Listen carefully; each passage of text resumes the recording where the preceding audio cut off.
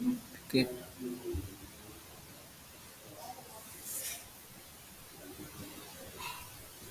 Sudah muncul belum, Pak? Udah. Ya. Baik, berikut adalah skrip yang saya coba kerjakan, Pak, pada video 4 minggu kedua.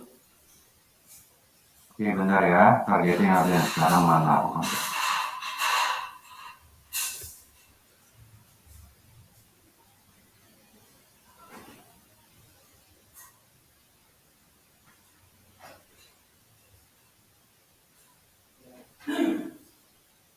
Ini kayaknya kemarin udah masih apa ya? Rajan bukan, Pak?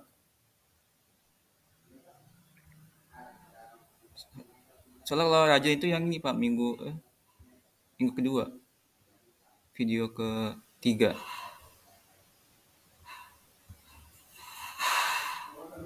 Coba linknya dikirim.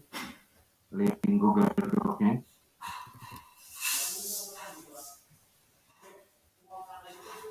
Di chat sini aja dikirim di chat Zoom Iya. atau di WA juga boleh. Sudah, Pak, di Zoom, Pak.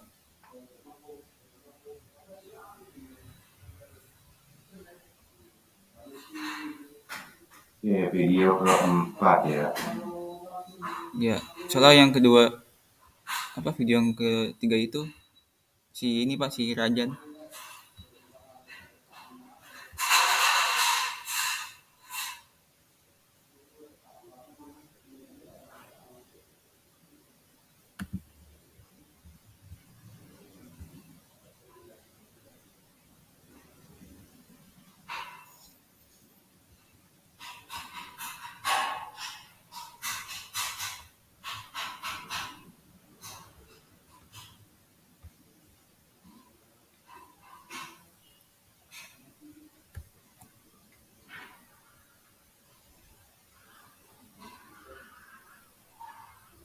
Ya, kenal orang kasih dalam saat yang terlalu malam kali ini dengan maksudnya kepada itu.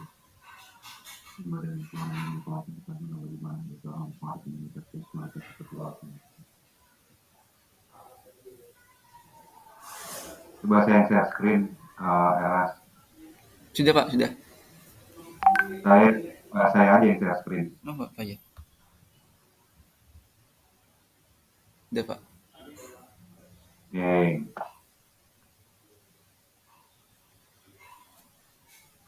Ini masih aneh. Ya. Kata-katanya itu masih masih aneh lah, masih belum bukan belum nyambung, tapi Bawaan apa? masih belum sesuai dengan bahasa Indonesia. Hmm. Ini kan masih bahasa Google Translate, Ya. jadi masih belum sesuai dengan bahasa orang Indonesia sehari-harinya. Ya, contoh nih, apakah Anda tahu organisasi yang menciptakan layanan? Ini kan bertanya. Hmm. Terus kemudian tiba-tiba mereka bisa saja dalam bentuk nirlaba. Di sini pertanyaan, apakah Anda tahu organisasi yang menciptakan layanan? Kan tanda tanya nih. Iya. Udah pasti jawabannya iya atau tidak kan? Hmm. Namun di sini langsung mereka bisa saja dalam bentuk nirlaba organisasi non profit. Kan nggak nyambung. Hmm. Berarti pengertian dulu ya, Pak, pengertian organisasi layanan itu. Mereka bisa mencari keuntungan dengan menyediakan layanan bukan fisik yang telah menggunakan targeting dengan coba deh. Mereka bisa mencari keuntungan dengan menyediakan layanan bukan hal fisik. Maksudnya bukan hal fisik apa? Yang telah menggunakan target ini dapat meningkatkan dengan cara menyampaikan pesan strategis mereka. Mereka yang maksudnya bukan hal fisiknya apa maksudnya? Itu yang saya maksud. Apa namanya? Bukannya nggak benar, bukan. Ini benar, tapi ketika kita menerjemahkan bahasa Inggris ke bahasa Indonesia, kemudian bahasa tersebut ingin kita pakai, biasanya uh, kurang cocok. Hmm. Kenapa kurang cocok? Karena secara SPOK-nya aja akan berbeda. SPOK-nya bahasa Indonesia sama SPOK-nya bahasa Inggris itu beda. Maka dari itu kita perlu ngerubah hasil translate dari bahasa Inggris ke bahasa Indonesia, kita rubah ke bahasa Indonesia keseharian yang sehingga orang mudah untuk paham. Contoh, nama kamu siapa? Siapa nama kamu? Itu kan akan beda. Nama kamu siapa? Nama kamu siapa? Nama kamu. Kalau itu kan bahasa Indonesia kan, kita biasa nanya nama kamu siapa gitu kan? Iya. Kalau bahasa Inggrisnya, siapa nama kamu? What is your name? Ya. Apa? Iya, siapa nama? Ya, jadi itulah yang saya bilang kita perlu menyesuaikan, kemudian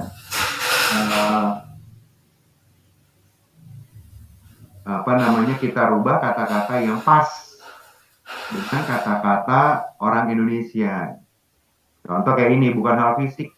Bagi mereka itu pas, tapi bagi bahasa di kita di Indonesia belum pas. Oke. Nah, kemudian kita dapat memikirkan organisasi berorientasi nih. Kita dapat memikirkan organisasi berorientasi layanan dalam satu cara utama. Ini kan SPOK-nya bahasa Inggris banget, bukan SPOK-nya Indonesia. Jadinya malah aneh kan, kita dapat memikirkan organisasi berorientasi layanan dalam satu cara utama.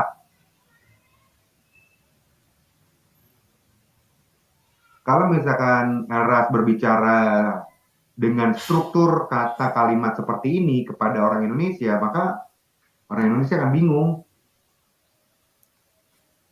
Kita dapat memikirkan organisasi berorientasi layanan dalam satu cara utama. Iya. Berarti yang diubah itu berarti harus diubah. Iya, tinggal di ini aja, tinggal di susunannya, SPOK-nya. Dipas-pasin dengan bahasa Indonesia keseharian. Nah, bagi mereka ini tepat. Kita dapat memikirkan. Namun di kita itu kita bisa rubah jadinya. Kita dapat membuat organisasi itu diganti dengan perusahaan yang berorientasi. Kita dapat layan itu servis bukan? Kita dapat membuat satu cara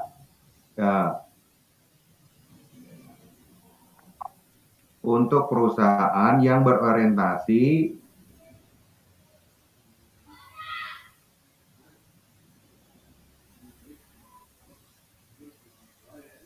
kita dapat membuat satu cara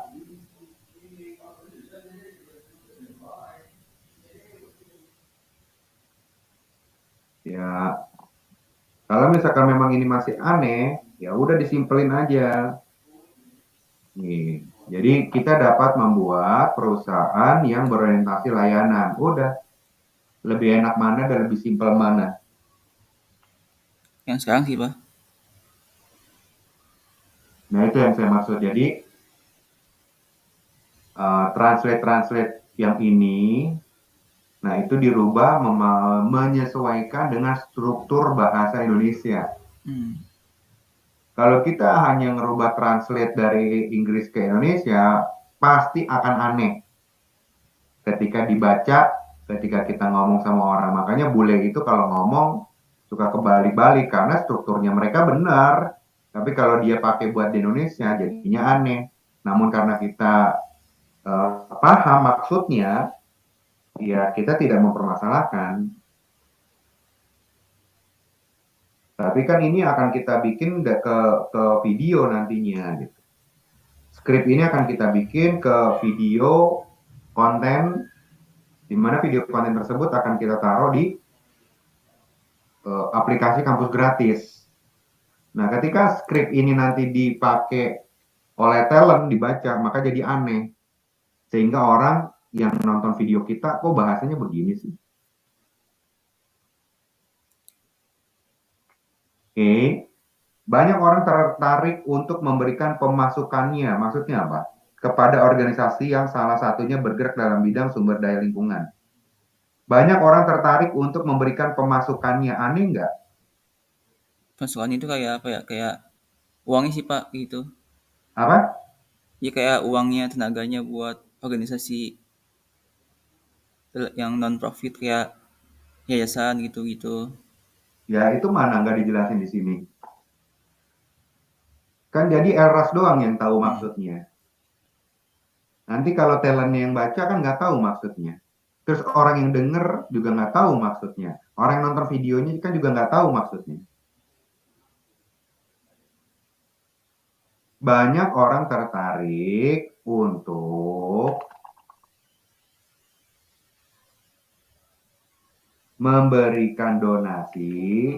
Lebih tepat gimana? Ya donasi itu luas. Bisa Nah, bisa bentuk tadi kan memberikan pemasukannya. ya masukan berarti kan ini apa? Kayak uang gitu ya rezeki. Ya, makanya harus dirubah. Kalau pakai kata-kata pemasukannya, nggak ngerti orang. Tapi begitu saya rubah, banyak orang tertarik untuk memberikan donasi. Jadi gimana?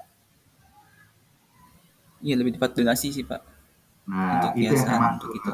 Ya, atau banyak orang tertarik untuk mendonasikan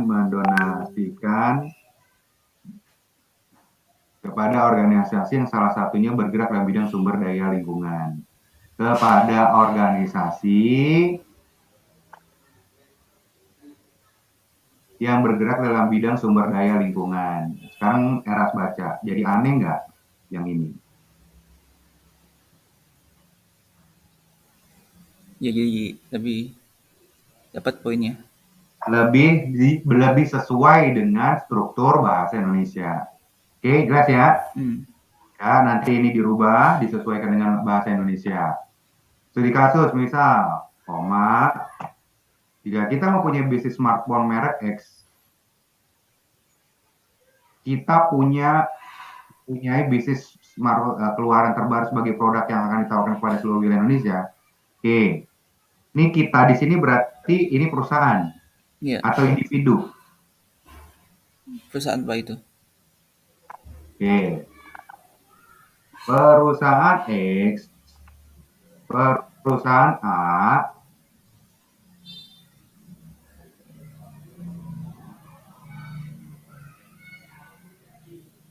merilis smartphone merek X keluaran terbaru sebagai produk yang ditawarkan kepada seluruh wilayah Indonesia.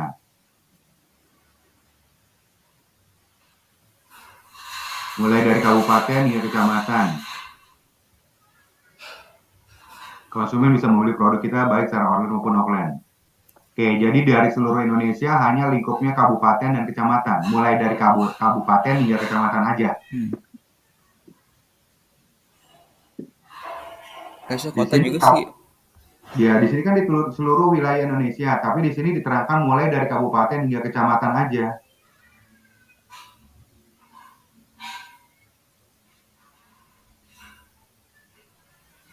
Ya mungkin ini perusahaannya masih kecil Pak, masih berintis gitu. Jadi dia dibawa dulu kabupaten. Ya, ya itu dia buang aja.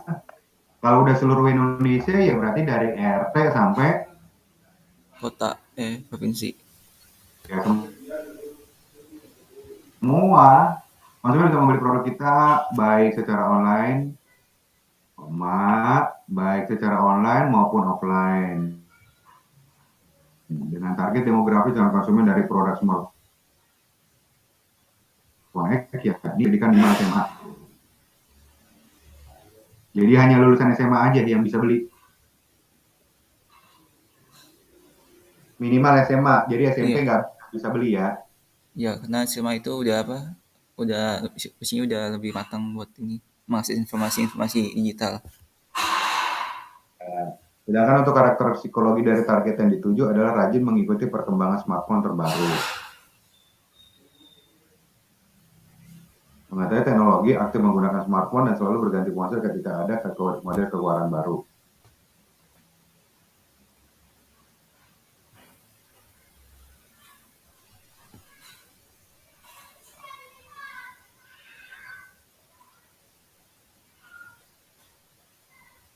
Oke.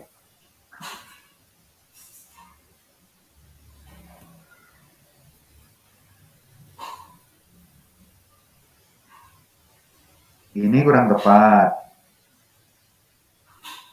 Ya, smartphone terbaru merek X ini menyasar konsumen yang memiliki daya beli tinggi dan mampu mengeluarkan biaya 2 juta. 2 juta itu nggak perlu memiliki daya beli tinggi, atau 5 juta itu nggak perlu. Ini masih golongan bawah, menengah ke bawah, sorry. Jadi nggak perlu memiliki daya beli tinggi. Karena kalau harga 2 juta sampai 5 juta itu masih golongan menengah ke bawah. Dengan kata lain, produk ini menyasar pada konsumen yang memiliki pendapatan tinggi atau konsumen memiliki orang tua dengan pendapatan tinggi di atas 7 juta rupiah per bulan.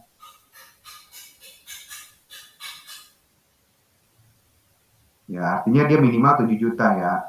Kalau 7 juta itu bukan pendapatan tinggi. Menengah berarti ya. Masih menengah. Ya, kalau harga handphonenya di 15 juta, 20 juta, atau 25 juta, nah itu baru memiliki daya beli tinggi. Dan memiliki pendapatan tinggi.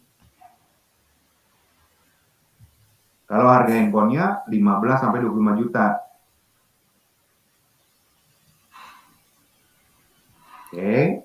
Dan dalam video, jadi nanti ini dibenerin ya, Eras. Iya, Pak. Dan dalam video pelatihan ini kita akan membahas mengenai cara dalam melakukan targeting audience sesuai strategi experience atau pengalaman.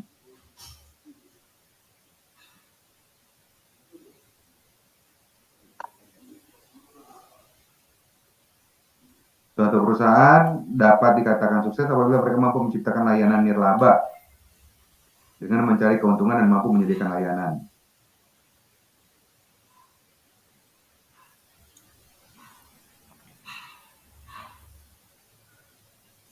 Ini juga aneh karena ini bahasa Inggris. Ya, jadi nggak harus nirlaba sih sebetulnya.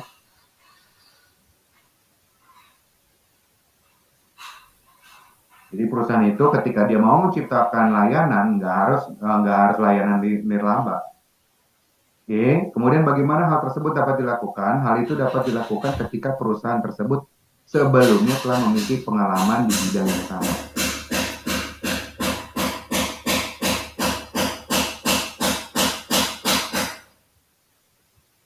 Bagaimana hal tersebut dapat dilakukan? Oke, adanya peningkatan strategi dari pengalaman sebelumnya mampu membuka peluang bagi sebuah perusahaan sehingga dapat menunjukkan bahwa strategi experience merupakan dua kegiatan dilakukan secara bersamaan yang diciptakan oleh pengalaman dan versi atau bentuk yang lebih baik. Oke, nah pertama yang harus pahami adalah judul ini.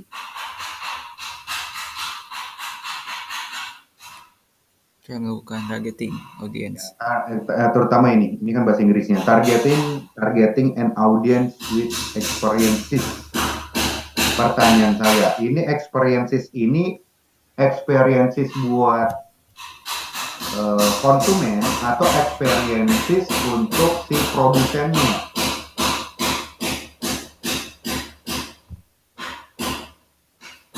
Ini yang harus pahami. Experiences di sini untuk konsumen atau untuk produsen perusahaannya yang bikin handphone.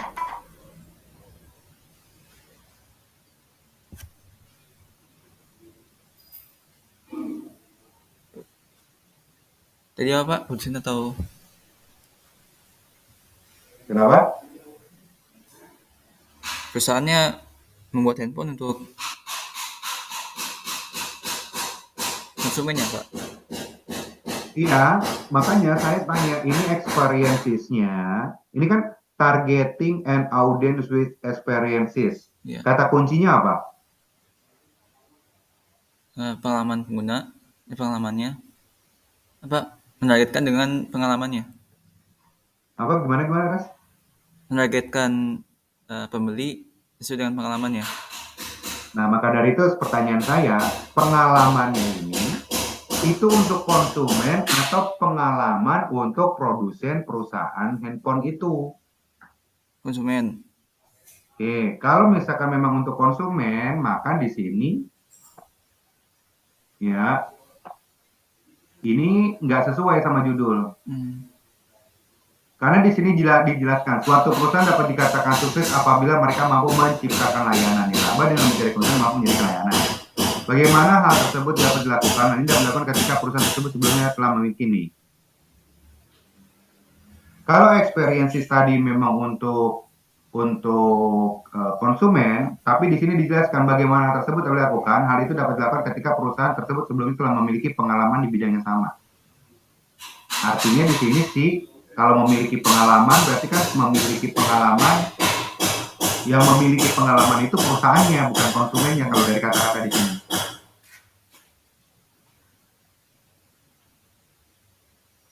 Karena di sini suatu perusahaan dapat dikatakan sukses apabila mereka mampu menciptakan layanan nirlaba dengan mencari keuntungan dan mampu menyediakan layanan. Oke, bagaimana hal tersebut dapat dilakukan? Hal itu dapat dilakukan ketika perusahaan tersebut sebelumnya telah memiliki pengalaman nih. Artinya kalau di sini diterangkan kayak gini, ini experiences-nya untuk perusahaannya bukan buat konsumen. Hmm.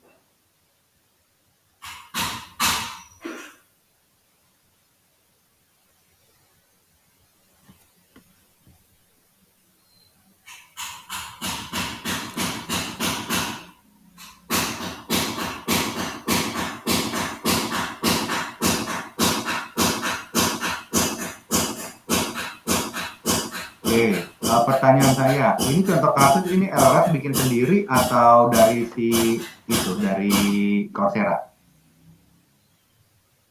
Contoh studi kasus ini. Ini sih sebelumnya ada yang ini Pak, yang ngerjain tapi saya revisi lagi. Siapa yang ngerjain? Kurang tahu Pak ini. Hah? Kurang tahu yang ngerjain siapa. Nah lo, Soalnya waktu itu kan saya disuruh nulisin, terus saya dapat apa studi kasusnya dari yang sebelumnya dan saya ubah-ubah lagi supaya lebih sesuai sama nah konteksnya. Erla sudah nonton videonya belum? Video ini, video 4 tentang ini targeting an audience with experiences ini.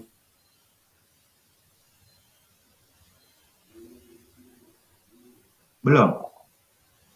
Belum sih Pak. Ya, tonton dulu tuh. Kalau nggak ditonton nih gimana mau mau apa namanya? Makanya saya tanya, ini studi kasus ini itu apakah studi kasus dari Coursera atau Elras yang bikin atau siapa nggak tahu yang bikin? Makanya saya tanya.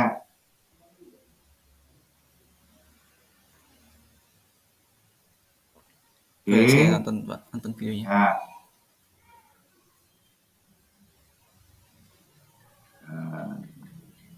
eh, apa yang terjadi pada kita? Kami mungkin akan mengajukan pertanyaan berbeda yang bagaimana terhadap pembangunan lingkungan kita sehingga kita dapat mengajukan.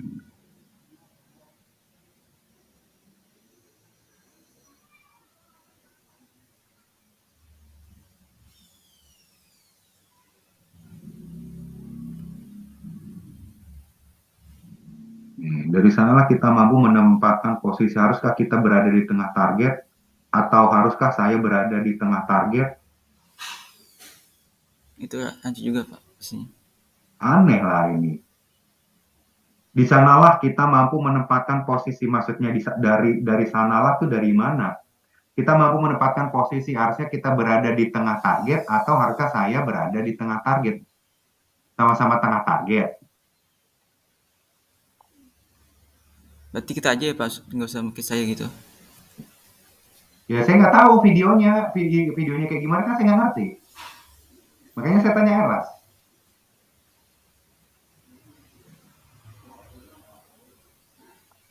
Sebuah perusahaan, terutama perusahaan layanan konsultan, perlu memahami bahwa kepentingan pribadi merupakan bagian dari identifikasi sukses audiens, sehingga pesan yang disampaikan lebih sesuai sehingga dapat membantu. Tahukah Anda mengenai penargetan audiens dan pengalaman memicunya? Dalam hal ini pengalaman kerja sangat penting. Pengalaman kerja, kok pengalaman kerja sih? Dalam hal ini pengalaman kerja sangat penting untuk memahami audiens.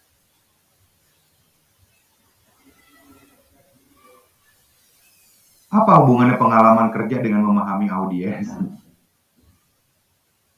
Sehingga Anda dapat mulai melihat beberapa pengalaman tentang bagaimana mereka menciptakan reaksi emosional dan materialnya. Oke, masih banyak kata-kata yang aneh, Eras. Iya, Pak. Ya, Eras lihat dulu videonya, video 4 tadi, ya, terus kemudian diperbarui, diedit lagi sesuai dari isi videonya. Udah sesuai belum? Terus kemudian kata-katanya disesuaikan, jangan hanya translate apa namanya dari bahasa Inggris ke bahasa Indonesia aja, tetapi disesuaikan dengan struktur bahasa Indonesia, bukan struktur bahasa Inggris. Karena struktur bahasa Inggris di Indonesiain, kemudian strukturnya kita masih pakai struktur bahasa Inggris, maka itu akan aneh. Pak, boleh saya rubah nggak? Boleh, kalau Eras mau rubah. Yang penting kata-katanya jadi nggak aneh, sesuai dengan struktur bahasa Indonesia. Pak, contoh-contohnya studi kasusnya itu boleh nggak saya rubah? Boleh. Justru studi kasusnya itu harus sesuai dengan kasus-kasus yang ada di Indonesia, bukan kasus-kasus di luar negeri. Karena kalau kasus-kasus di luar negeri, terkadang nggak sesuai dengan kasus yang ada di Indonesia. Gitu ya, Ras? Baik, Pak. Masih Pak atas masukannya. Oke, kamu ke kantor lagi hari apa? Rabu sih, Pak. Ya udah, mau review lagi kapan? Rabu. Boleh? Ya udah, nanti Rabu di kantor ya. Iya, Pak. Oke, Ras, ada lagi? Itu aja, Pak. Nanti saya ubah-ubah untuk ke depannya. Ya, oke, makasih ya, Ras. Ya, makasih juga, Pak, atas masukannya. Ya.